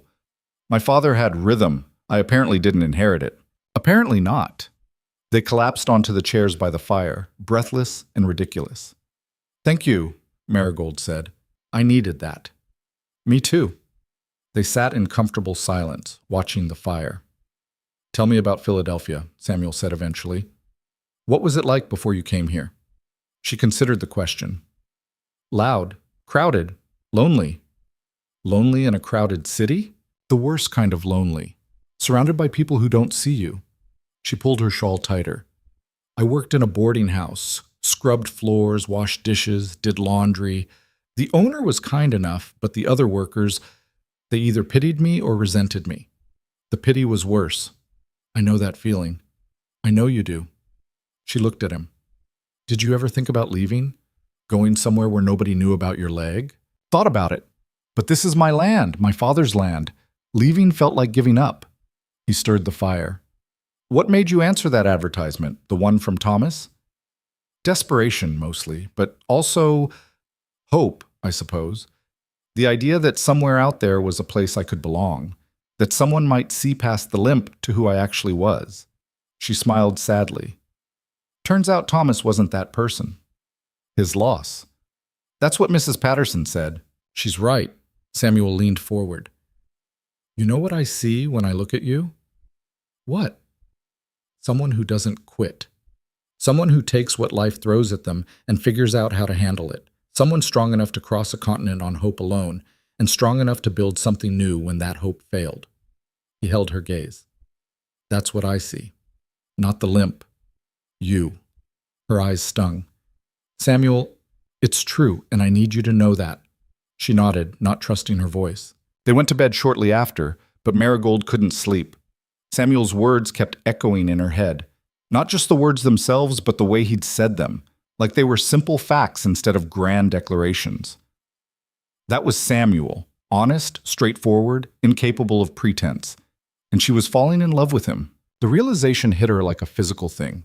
She was falling in love with this quiet, damaged man who treated her like an equal, who saw her strength instead of her weakness, who built her a life instead of promising her one. The question was what to do about it. Christmas came quietly. They couldn't make it to town for any celebrations, but Marigold cooked a special meal with the preserved goods they had stored. Samuel surprised her by producing a small gift, a leather-bound journal. "For your thoughts," he said, "or recipes, or calculations, or whatever you want." "Samuel, I didn't get you anything." "You're here. That's enough." She opened the journal, running her fingers over the blank pages. "Thank you." "You're welcome." They ate by candlelight, the snow falling softly outside, the world reduced to just this room and the two of them. "This is nice," Marigold said quietly. "Yeah." Samuel looked around the room, the clean kitchen, the organized space, the small touches she'd added over the months. "It is. I never thought I'd have this." "Have what?" "A home. A real one, I mean. Not just a place I'm allowed to stay." Samuel reached across the table and took her hand. "This is your home. For as long as you want it to be." "What if I want it to be forever?" His grip tightened slightly. "Then forever it is." They finished dinner in silence, hands still clasped across the table. Later that night, as Marigold was heading to bed, Samuel stopped her with a hand on her arm. "Wait." She turned. "What is it?" He looked nervous, which was unusual for him. "I know I said we'd see what happens, not rush anything, but I need to know. Is this just convenience for you, staying here because you don't have anywhere else to go, or is it something more?" "It's more," she said without hesitation. "It's been more for a while now. For me too." He stepped closer. "I don't know how to do this. The courting, the romance, all of that. I never learned." "Neither did I." "So we'll figure it out together?" "That seems to be our pattern." He smiled, then did something brave. He leaned down and kissed her forehead, gentle and brief.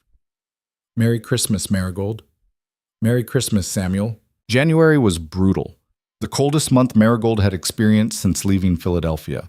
Some mornings, the fire had gone out overnight, and they'd wake to frozen water in the basin.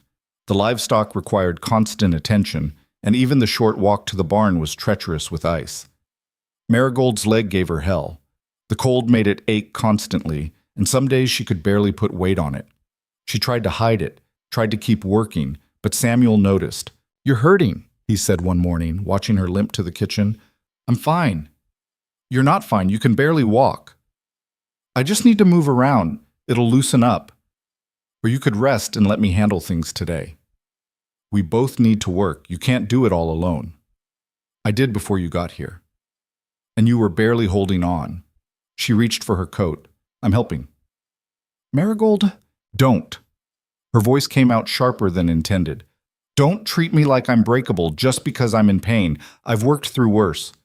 He went quiet. "That's not what I'm doing." "Isn't it?" "No, I'm trying to take care of you. That's different." The words hung between them. "I don't need taking care of," she said, but her voice had lost its edge. "Everyone needs taking care of sometimes. Even you." He came closer. "Let me help, please." She wanted to argue, wanted to insist she was fine. But the truth was, her leg hurt so badly she wanted to cry. And the idea of spending the day inside, warm and resting, was almost unbearably appealing. "Just today," she said finally. "Just today," he agreed. He left her by the fire with the ledgers and her journal, and she spent the day doing paperwork and trying not to feel guilty. When Samuel came back in at noon, stomping snow off his boots, she had coffee and soup waiting. "How's the leg?" he asked. "Better. The warmth helped." "Good." He sat down, accepting the coffee gratefully.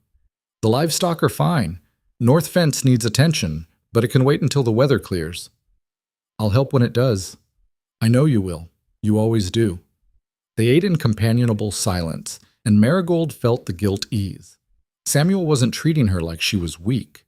He was just being practical, acknowledging that pain was real, and sometimes rest was necessary. That was different from pity, different from dismissal. That was care. "Samuel?" "Yeah?" "Thank you for understanding." "Always."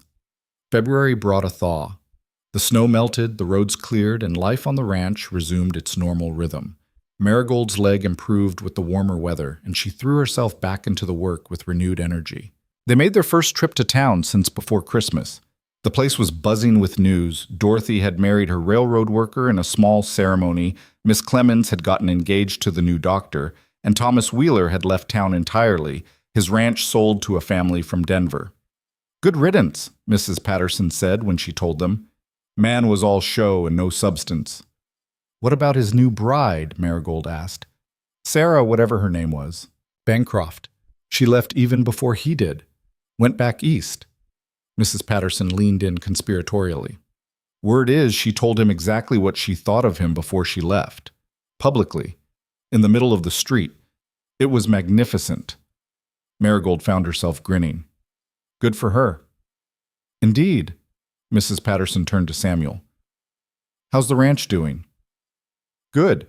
Really good. We're planning to expand in the spring. We? Mrs. Patterson looked between them, a knowing smile on her face. Partners, Samuel said firmly. In everything. I see. Mrs. Patterson's smile widened. Well, congratulations. On the partnership. The emphasis she put on the last word made it clear she suspected it meant more than business, but she didn't push. As they loaded supplies into the wagon, Samuel spoke quietly. People are going to keep assuming, you know, about us. Let them assume. It doesn't bother you? Not anymore. She secured a bag of flour. They can think what they want. We know the truth. And what is the truth? She looked at him directly. That we're building something real, something that matters, and whatever we call it, it's ours. Yeah. He smiled. It is. On the ride back to the ranch, Marigold felt lighter than she had in months. Maybe years. For the first time since leaving Philadelphia, she felt like she was exactly where she was supposed to be. Not because someone had chosen her, but because she had chosen herself, and found someone who chose her right back. March arrived with mud and promise. The frozen ground thawed into sticky earth that clung to boots and made every step an effort. But underneath the mess, things were growing. The garden seeds they'd planted in late winter were beginning to sprout, tiny green shoots pushing through the soil with determined optimism. Marigold was checking on them one morning when Samuel came to find her. We need to talk, he said, and something in his tone made her stomach clench. What's wrong? Nothing's wrong. He rubbed the back of his neck, a gesture she'd learned meant he was uncomfortable. I've been thinking about what we said, about being partners, about building something together. And I think we need to make it official. Her heart started pounding. Official how? Marriage. The word came out blunt and unadorned. I want to marry you, Marigold. Not because of what people think, or because it's practical, though it's both those things, but because I love you, and I want everyone to know it. The world seemed to stop. You love me? Yes. He said it simply, like it was the most obvious thing in the world. I have for a while now, probably since you stood up to those men in the yard and I realized I'd shoot someone for you without thinking twice. That's a strange moment to fall in love. Maybe. But it's when I knew. He stepped closer. You don't have to answer now. Take time to think about it. But I needed you to know where I stand. Samuel, just think about it, he interrupted gently. Please. He walked away before she could respond, leaving her standing in the garden with her heart racing and her mind spinning. She spent the rest of the day in a daze, going through the motions of work without really being present. Marriage. He wanted to marry her, not out of convenience or social pressure, but because he loved her, and she loved him too. She'd known it for weeks, maybe longer, but knowing it privately and acting on it publicly were different things entirely. That evening, she found Samuel in the barn, checking on a pregnant cow that was due any day. She's close, he said without looking up. Probably tonight or tomorrow. Samuel, we need to talk. I know, but you don't have to Yes. The word came out before she could overthink it. Yes, I'll marry you. He straightened slowly, turning to face her. You're sure? I'm terrified, but I'm sure. Why terrified? Because I've never had anything this good before, and I'm afraid I'll mess it up somehow. You won't. You don't know that. I do. He came closer, taking her hands. Because messing up would require you to be something other than honest and hardworking and loyal. And you're all of those things. You couldn't stop being them if you tried. You make it sound simple. It is simple. Not easy, but simple. He smiled. We work well together. We respect each other. We love each other. The rest is just details. Just details? Important details, but still details. He squeezed her hands. So yes? Really yes? Really yes. He kissed her then, properly this time. Not a tentative brush of lips, but a real kiss, filled with months of restrained feeling, finally released. When they broke apart, they were both breathing hard. We should probably tell people, Marigold said. Probably, though I'd rather just keep you to myself a while longer. That's not how marriage works. Shame.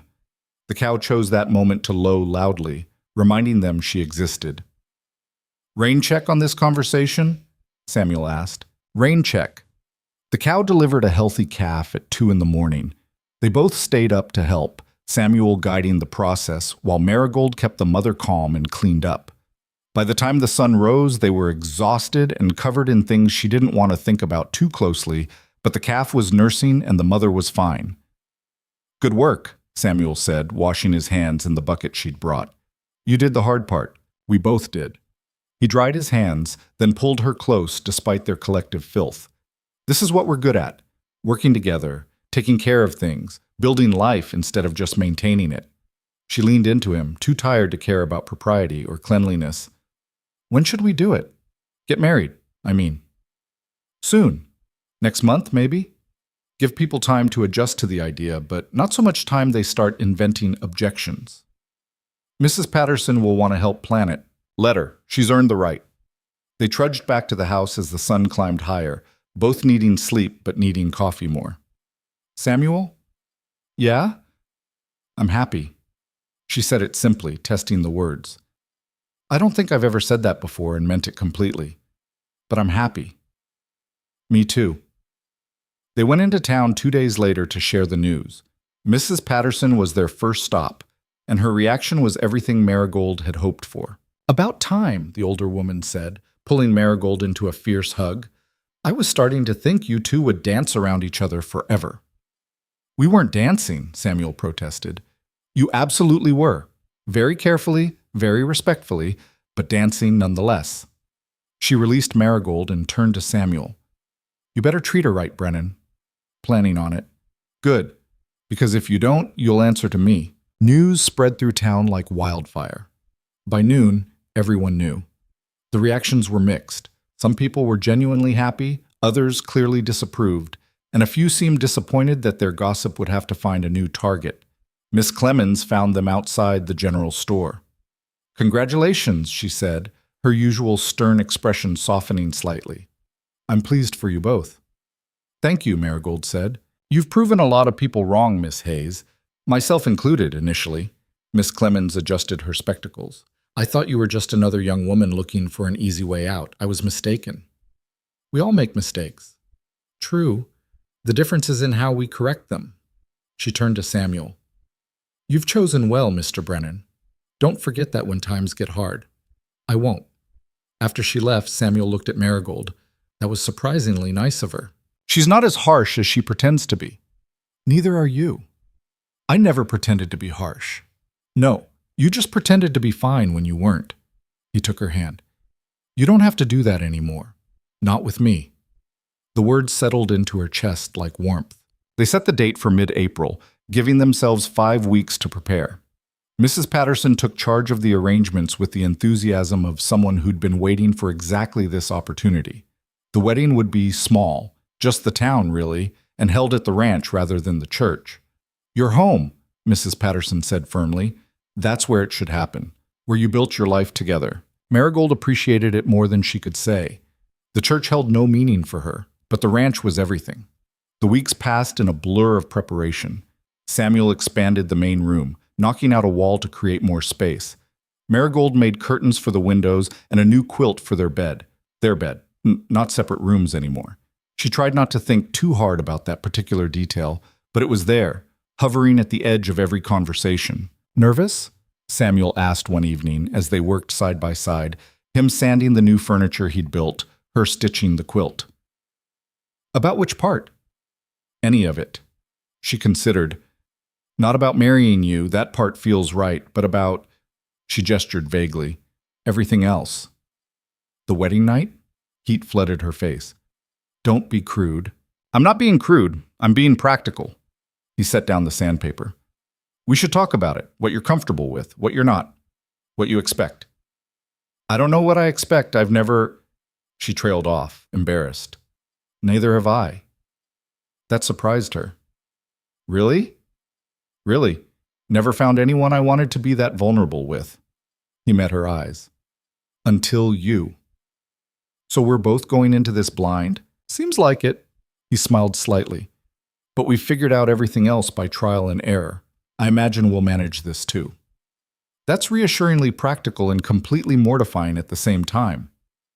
That's kind of our specialty. 2 weeks before the wedding, they had another visitor, not a threatening one this time, but unexpected nonetheless. A woman stepped down from the stagecoach, well-dressed and confident, and asked directions to the Brennan ranch. David Patterson brought her out, and Marigold recognized her from Samuel's brief description months ago. Sarah Bancroft, Thomas Wheeler's former mail-order bride. Miss Bancroft, Samuel said, clearly as surprised as Marigold. What brings you out here? I heard you were getting married. Sarah looked between them. I wanted to meet the woman who succeeded where I failed. You didn't fail, Marigold said. You had the good sense to leave. True, Sarah smiled. May I speak with you, privately? Marigold glanced at Samuel, who nodded. They walked toward the garden, leaving the men by the wagon. I'll be direct, Sarah said. I stayed with Thomas Wheeler for 2 weeks. In that time, he criticized everything about me. My posture, my accent, the way I poured tea. Nothing was ever good enough because I wasn't the fantasy he'd built in his head. I'm sorry you went through that. Don't be. It taught me something important. Sarah stopped at the edge of the garden. I heard about you. About how Wheeler rejected you, how you ended up here instead. And I wanted you to know you dodged a bullet, a massive, soul-crushing bullet. I know. Do you? Because I spent months feeling like I'd failed, like there was something wrong with me. Sarah turned to look at her. But there wasn't. There was something wrong with him, with his expectations, with his need for everything to look perfect instead of actually being real. Why are you telling me this? Because you're about to marry a man who actually sees you, and I wanted you to understand how rare that is. Sarah smiled. Don't take it for granted. Most people never find it. I won't. Good. Sarah glanced back at the house, at Samuel talking with David. He's lucky to have you. I think I'm the lucky one. Then you're both lucky. That's even rarer. After Sarah left, heading back to town and then presumably back east, Marigold found Samuel.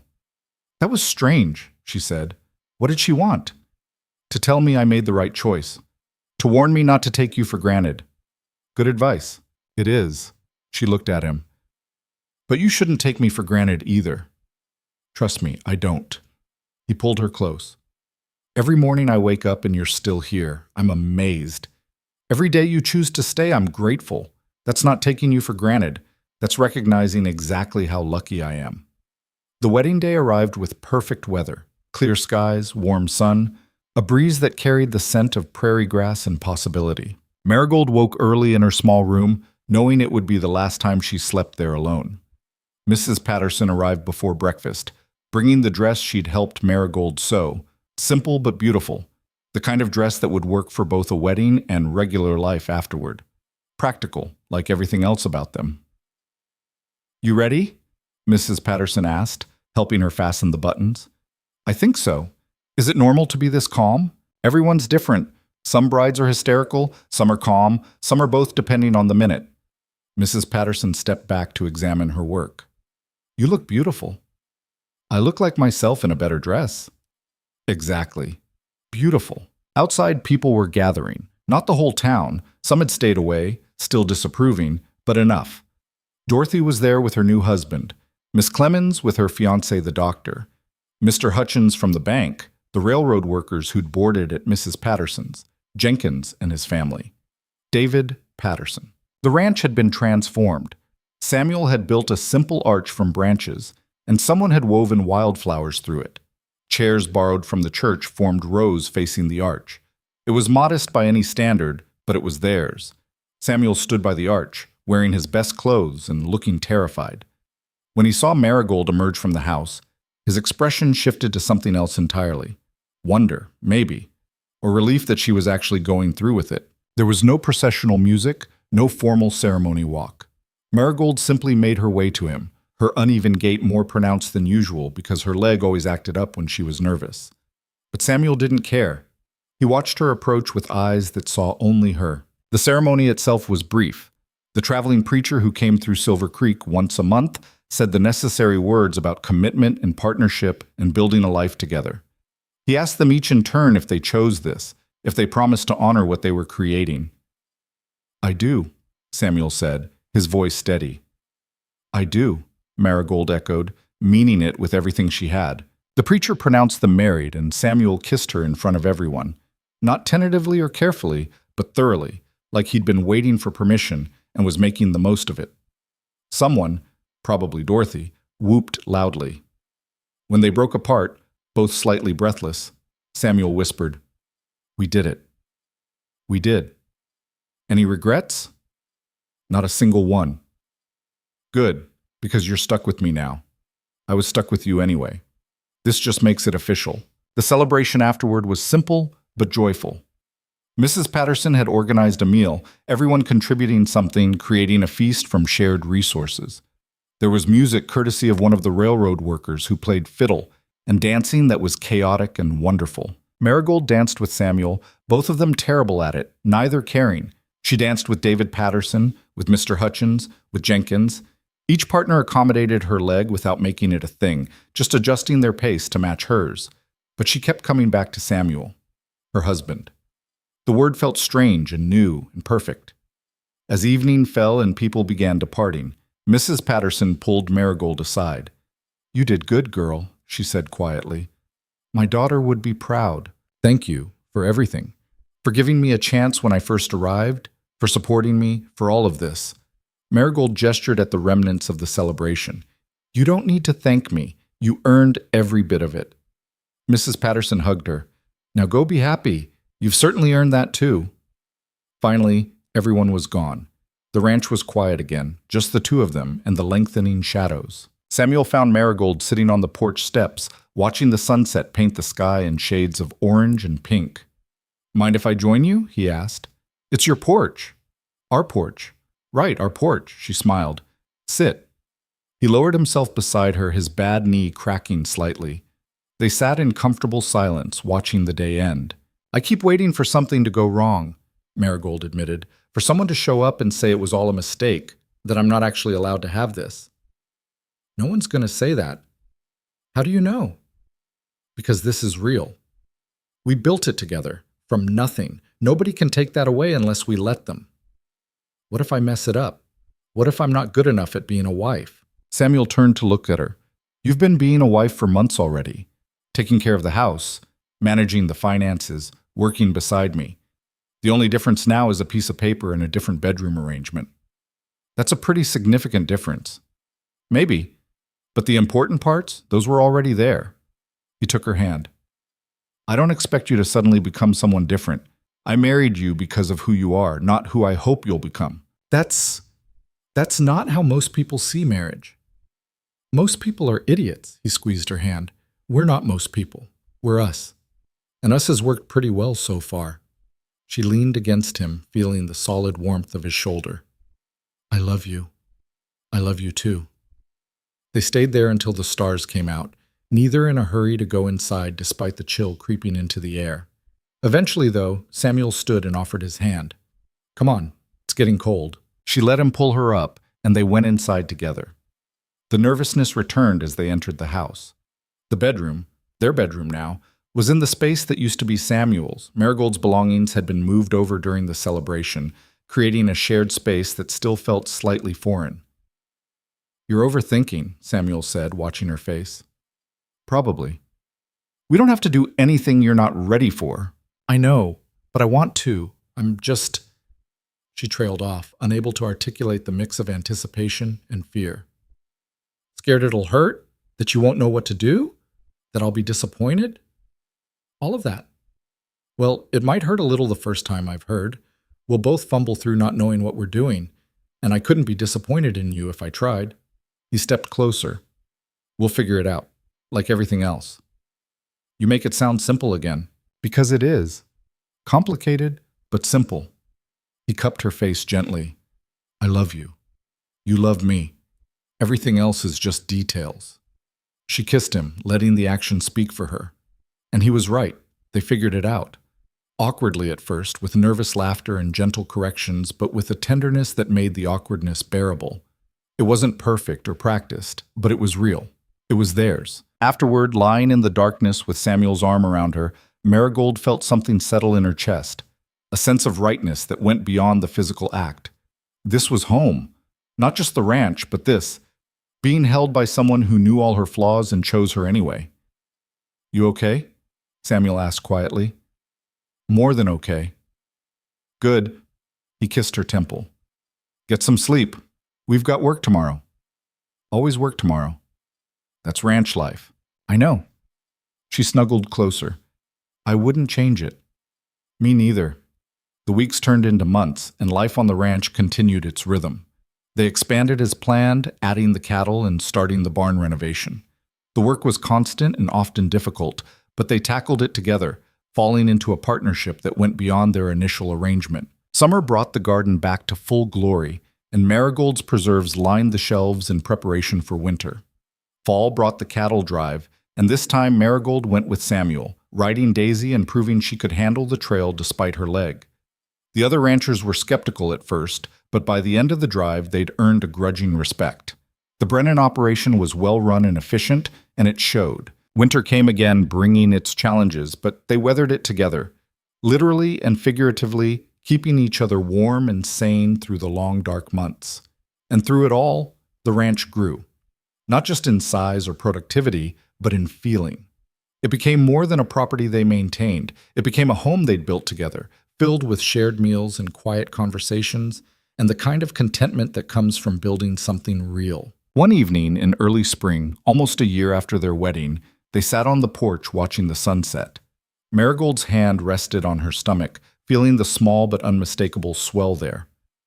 You're sure? Samuel asked, his voice filled with wonder. The doctor confirmed it. We're having a baby. He was quiet for a long moment. I'm terrified. Me too. What if something goes wrong? What if I'm a terrible father? What if... We'll figure it out, Marigold interrupted gently, like everything else. Together. He laughed, recognizing his own words. Together. Together. They sat in silence, watching the sun sink below the horizon. The prairie stretched out before them, vast and unforgiving and beautiful, this land that had tested them both, that had seen them struggle and persevere and ultimately thrive. Marigold thought back to that day when she'd stepped off the stagecoach, watching her dreams crumble in the dust. How devastated she'd been. How certain that her life was over before it had really begun. She'd been wrong. That wasn't an ending. It was a beginning. The beginning of learning what she was actually capable of. The beginning of understanding that worth isn't measured by what you can't do, but by what you choose to do anyway. Thomas Wheeler had rejected her because she didn't fit his image of perfection. He'd wanted someone whole, someone easy, someone who would make his life look better from the outside. But Samuel hadn't wanted any of that. He'd wanted a partner, someone real, someone who understood that life is hard and people are flawed and the only way through is together. What are you thinking about? Samuel asked. How wrong I was about everything. When I first got here, I thought my life was over, that being rejected by Thomas meant I'd failed somehow. And now? Now I realize he did me the biggest favor of my life. She looked at Samuel. If he'd said yes, I would have spent my whole life trying to be perfect enough, trying to compensate for my leg by being everything else he needed, and I would have disappeared in the process.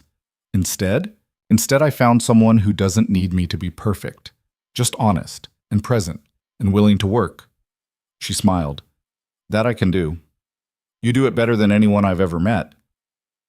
They went inside as the stars emerged, closing the door on another day. Tomorrow would bring new challenges. It always did. But they'd face them together, these two imperfect people who'd found something perfect in their shared imperfection. The ranch would continue. The seasons would turn. Life would be hard and beautiful and occasionally brutal. But they'd survive it. More than survive. They'd thrive. because they'd learned the truth that most people never understand. You don't need to be whole to be complete. You don't need to be perfect to be valuable. You just need to be honest about who you are and brave enough to build a life around that truth. And sometimes, if you're very lucky, you find someone else who's doing the same thing. Someone who sees your limp and doesn't flinch. Someone who knows your limitations and doesn't care. Someone who asks not what you can't do, but who you are. And when you find that person, you hold on tight. You build something together. You create a home out of hard work and honesty, and the kind of love that doesn't need grand gestures because it lives in every small moment. That's what Marigold and Samuel had built. Not a fairy tale, not a rescue, but something better, something real. A partnership forged in rejection and hardship, strengthened by shared struggle, and sustained by the simple recognition that they were both better together than apart. The world outside might still judge, might still see the limps first, the imperfections, the ways they didn't match conventional expectations. But inside the ranch, on this land they'd made their own, none of that mattered. Here, they were enough, exactly as they were, and that was everything.